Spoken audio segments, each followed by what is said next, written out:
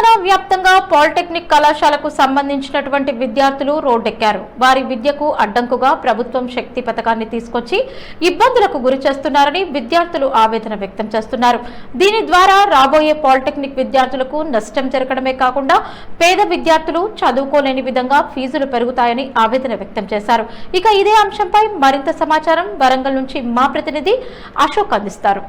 తెలంగాణ రాష్ట్రంలో పాలిటెక్నిక్ సంబంధించినటువంటి పాఠశాలలు ఏవైతే ఉన్నాయో అవన్నింటినీ పబ్లిక్ ప్రైవేట్ కోఆర్డినేషన్తో చేస్తున్నటువంటి ఒక సంస్థకు అప్పగిస్తున్న శక్తి సంస్థకు అప్పగిస్తున్న ఉద్దేశంతో ఇప్పుడు పాలిటెక్నిక్ సంబంధించిన విద్యార్థులందరూ రోడ్డుకి ఎక్కే పరిస్థితి, అసలు రోడ్డుకి ఎక్కవలసిన పరిస్థితి ఎందుకు వచ్చింది అనే విషయం పైన మనతో పాలిటెక్నిక్ విద్యార్థులను వాళ్ళని అడిగి తెలుసుకోవాలి. చెప్పండి, మీరు ఎందుకు రోడ్డుకి ఎక్కారు, ఎందుకు ధర్నాలు చేస్తున్నారు? ఈ యొక్క శక్తి స్కీమ్ అనేది మా పాలిటెక్నిక్ విద్యను ఒక ఇతర వెకేషనల్ కోర్సెస్లో కలిపేయడం జరుగుతుంది. అది నేను తప్పనట్లేదు, ఏ కోర్సు తప్పు కాదు. ఒక ఇంట్లో వైరింగ్ చేయాలంటే ఐటీఐ అయినా కావాలి, ఒక ప్లాన్ డిజైన్ చేసి దాన్ని ఇంప్లిమెంట్ చేయాలంటే ఒక ఇంజనీర్ కావాలి, అందుకే డిప్లొమా వాళ్ళు.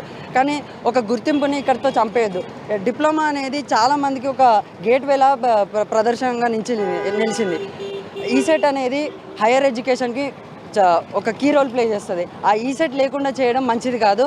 మీరు ఇప్పుడు రోజుకి ఎక్కడానికి కారణం అంటే ఓన్లీ ప్రైవేట్ ప్రొవైడ్ చేయడానికి, లేదంటే ఈ కోర్స్ వల్ల వచ్చే ఆటంకాలు ఉన్నాయా? ఈ రెండు ఉన్నాయి. ప్రైవేటైజేషన్ చేయడం వల్ల ఈ ల్యాండ్స్, ఈ ఫండ్స్ ఎటుపోతాయి? లేని అవకాశాలు సడన్గా ఎలా కల్పిస్తారు? ఈ ప్రైవేటైజేషన్ చేయడం వల్ల మాకు ఫీజులు పెరుగుతాయి. ఆ ఫీజులు పెరుగుతాయి, అసలు క్లారిటీ లేదు. ఆ జియోలో మేము కలుపుతామని చెప్పారు, కానీ కలిపిన తర్వాత ఏమవుతుంది, ఎలా బాగుపడుతుంది అని చెప్పలేదు. ఈ స్పీచ్లలో మీరు బాగుపడతారు, మీకు నేను హామీ ఇస్తున్నాను.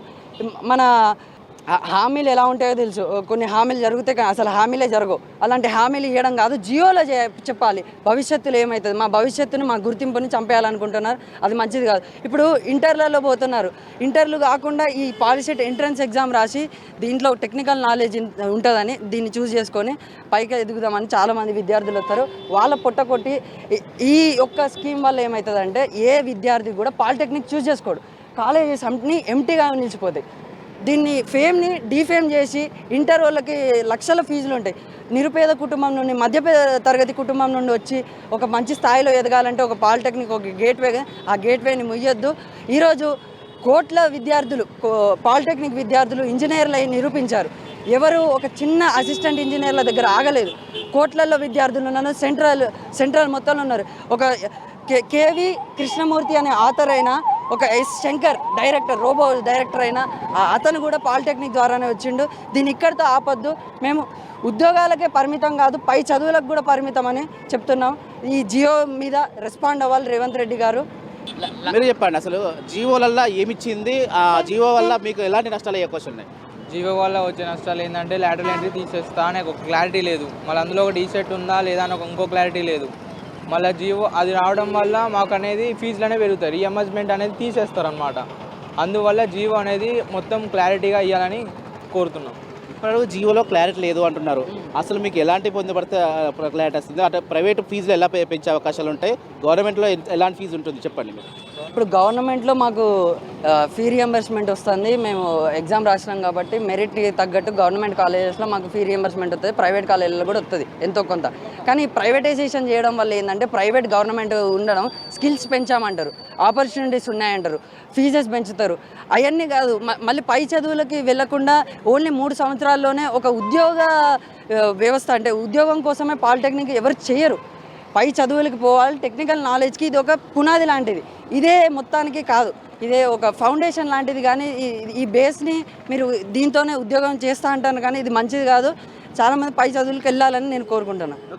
చెప్పండి, అసలు మీరు చెప్పండి, అసలు ఈ కొత్త జియో 97 ఏదైతే ఉందో ఆ జియోలలో మీకు సంబంధించినట్టు ఎలాంటి పొందబడితే మీకు లాభం ఉంటుంది? మాకు దానిలో ఎటువంటి లాభం లేదు. వాళ్ళు ఏం చెప్తారంటే దాని కింద పీపీడీ అని ప్రైవేట్ పబ్లిక్ 3 కింద దాన్ని వాళ్ళకి కార్పొరేట్ వాళ్ళకి ఇచ్చేస్తారు.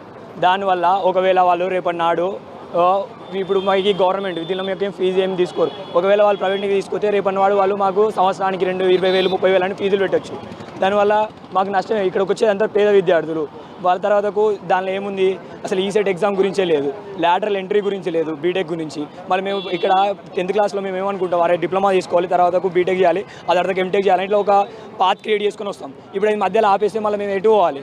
ఇప్పుడు ఇంకోటి ఏంటంటే ఇంకో టాక్ ఏమొస్తుందంటే ఇప్పుడున్న first year second year third year ఎవరైతే స్టూడెంట్స్ ఉన్నారో వాళ్ళకి ఇది వర్తించదు, నెక్స్ట్ వచ్చేది వాళ్ళకి వర్తించదు, అట్లా అలాంటి ఒక టాక్ అయితే వస్తుంది. అయితే ఇక్కడ వచ్చే వాళ్ళు ఇంకా ఎవరు స్టేట్లో పేదవాళ్ళు లేరా అంటే పేదవాళ్ళు ఇంకా అసలు మిడిల్ క్లాస్ వాళ్ళు పేదవాళ్ళు ఇంకా అంతా అయిపోయారా, వాళ్ళు కూడా చదువుకోనికి అవకాశం వర్తించొద్దా? కాబట్టి అది అసలు మాకనే కాదు అసలు ఎవరికి వర్తించొద్దు, అసలు మాకు ఈ స్కీమే వద్దు. ప్రతి ఒక్కరు కూడా మా ఎస్బిటెడ్ ఏదైతే ఉందో మా పాలిటెక్నిక్ ఏదైతే ఉందో దానినే చదువుకొని వాళ్ళు ఎట్లయితే ఈ 60-70 సంవత్సరాల నుంచి ఉందో అట్లనే ఇది మాకు ఈసెట్ ఎగ్జామ్ రాసి తర్వాత లాటరల్లో మాకు బీటెక్ పోవాలని మాకు కావాలని మేము కోరుకుంటున్నాం. ఎవరైతే ఉన్నారో వాళ్ళందరూ కూడా కోరుకునే మాత్రం అది ఉండొద్దు అని చెప్తారు. మీరు చెప్పండి అసలు విద్యార్థులకు ఎలాంటి నష్టం అయ్యే అవకాశాలు ఈ జీవో వల్ల? నేను ఈ గౌడ్ పాలిటెక్నిక్ పూర్వ విద్యార్థిగా నేను 97-2000లో కంప్లీట్ చేసుకున్నాను. ఇప్పుడు గవర్నమెంట్లో చూసినా కానీ కంప్లీట్గా 70 to 80% ఎంప్లాయీస్ అంటే ఇంజనీరింగ్ డిపార్ట్మెంట్స్ ఏవైతే ఉన్నారో వాటిల్లో కంప్లీట్గా ఈ కాలేజ్ నుంచి వచ్చిన వాళ్ళ 70 to 80% ఉంటారు. అనంటే గవర్నమెంట్ పాలిటెక్నిక్లు ఇప్పుడు కాదు, ఇది ఒకప్పుడు పూర్వపు ఆర్ఈసీ. ఈ పాలిటెక్నిక్ నుంచి వెళ్ళి రాష్ట్ర వ్యాప్తంగా కూడా ఐఏఎస్ లైన్ వాళ్ళు ఉన్నారు, ఉన్నతాధికారులు ఉన్నారు, ఈ రాష్ట్ర భవిష్యత్తును తీర్చిదిద్దిన వాళ్ళు. ఇన్ఫ్రాస్ట్రక్చర్ డెవలప్మెంట్లో పాలిటెక్నిక్ విద్యార్థుల పాత్ర ముఖ్య పాత్ర పోషిస్తున్నది. ఇప్పుడు ఉన్నతాధికారులు కూడా ఉన్న వాళ్ళందరూ కూడా పాలిటెక్ చేసిన వాళ్ళే.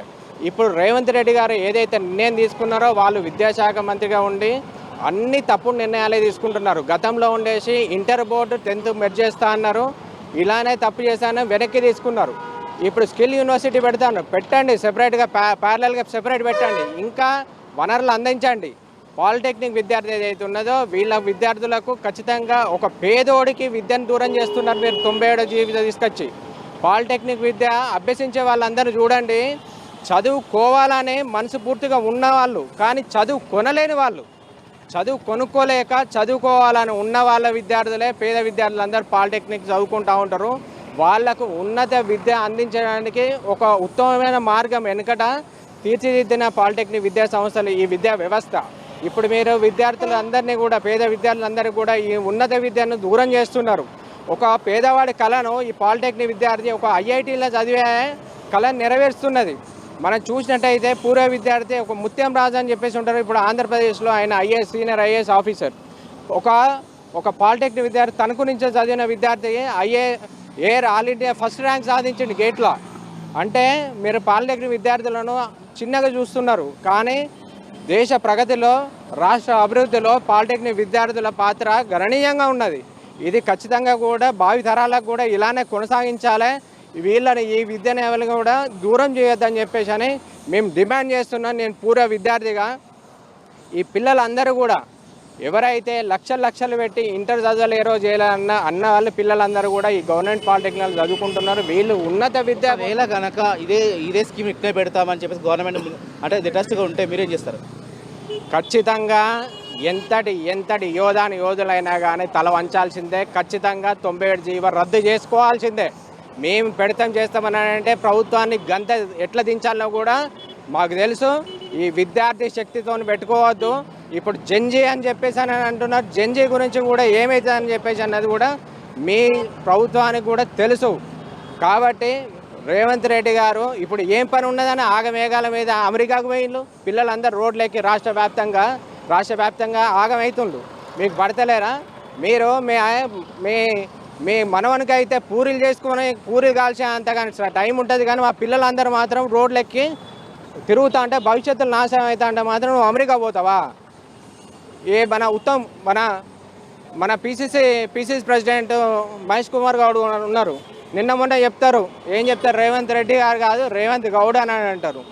నేను అడుగుతున్నాను పీసీసీ ప్రెసిడెంట్ గారిని కూడా, ఎవరండి బీసీ బలహీన వర్గాల పిల్లలు కాదా ఇప్పుడు గవర్నమెంట్ కాలేజీలో చదువుకునేటోళ్ళు?